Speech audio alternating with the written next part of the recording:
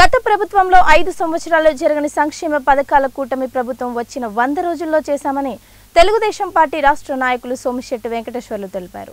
కర్నూలులోని 1వ వార్డులో ఇది మంచి ప్రభుత్వం కార్యక్రమం నిర్వహించారు. కూటమి ప్రభుత్వం 100 రోజుల్లో చేసిన అభివృద్ధి సంక్షేమ పథకాలను ప్రజలకు వివరించారు. గతంలో చెత్త పన్ను, ఇసుక దోపిడీ, కల్తీ మద్యంపై విచారణ జరిపిస్తామని సోమిశెట్టి వెంకటేశ్వర్లు తెలిపారు. అమలు చేయడం జరిగింది. పింఛన్లు గాని, ఇసుక గాని, చెత్త మీద పనిచేసిన ఈ చెత్త జగన్మోహన్ రెడ్డికి బుద్ధి చెప్పాలనే ఉద్దేశంతో చెత్త మీద పన్ను ఇంతవరకు భారతదేశంలో ఏ ముఖ్యమంత్రి వేయలేదు. ఈ చెత్తగాడు వేశాడు. రాష్ట్రాన్ని అడ్డగోలుగా ఒక చెత్త ముఖ్యమంత్రిగా మిగిలిపోయి చిరస్థాయిగా నిలబడిపోయాడు. జగన్మోహన్ రెడ్డికి బుద్ధి జ్ఞానం లేదు. ఇటువంటి దుర్మార్గులు ఉండడం వల్లే రాష్ట్రం అగోత నాశనం అయిపోయింది.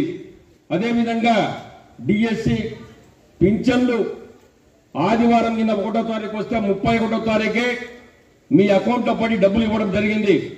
ఇది కాకుండా ల్యాండ్ యాక్టింగ్ ఎన్నో ఇంకా ఉన్నాయి. మహిళలకు ఉచిత బస్సు కూడా తొందరలో ఇవ్వడం జరుగుతుంది. ఇది కాకుండా చంద్రబాబు నాయుడు గారు ఒకటే చెప్పారు, ఏదైతే నాకు ప్రజలు నమ్మి ఓటు వేశారో తూచా తప్పకుండా ప్రజల కోసం అహర్నిశలు కష్టపడి పనిచేసేదానికే నేను ఉన్నాను, నాకు వేరే ఆశలు లేవు అని చెప్పేసి ప్రజల కోసం ఏ అర్ధగంట రెస్ట్ తీసుకోకుండా పనిచేసినటువంటి చంద్రబాబు నాయుడు గారు ఈరోజు 100 రోజుల్లో పరిపాలన విధానం ఎలా ఉందో చూడండి. సకాలంలో జీతాలు ఇవ్వడం, గత ప్రభుత్వం జగన్మోహన్ ఉన్నప్పుడు 15వ తారీఖు 20వ తారీఖు కూడా జీతాలు